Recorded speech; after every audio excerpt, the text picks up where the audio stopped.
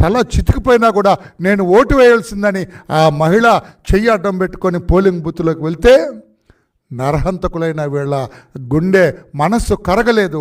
అంతటి దుర్మార్గులు వాళ్ళు.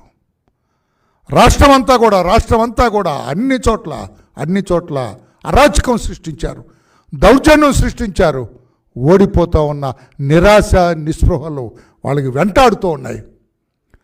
నిరాశ నిస్పృహలతోటి వైకాపా పార్టీ, జగన్మోహన్ రెడ్డి గారు అనే టీం కొట్టుమిట్టాడుతున్నారు. ఫ్రస్ట్రేషన్ అంటాం ఇంగ్లీష్లో. ఫ్రస్ట్రేషన్తో కొట్టుమిట్టాడుతూ ఇష్టం వచ్చినట్లుగా అలజలు సృష్టించి కనిపించిన తెలుగుదేశం పార్టీ కార్యకర్తలందరూ కూడా కొట్టాలని భావించారు. లేదా మాచర్లలో ఏంటండి అరాచకం ఏంటండి?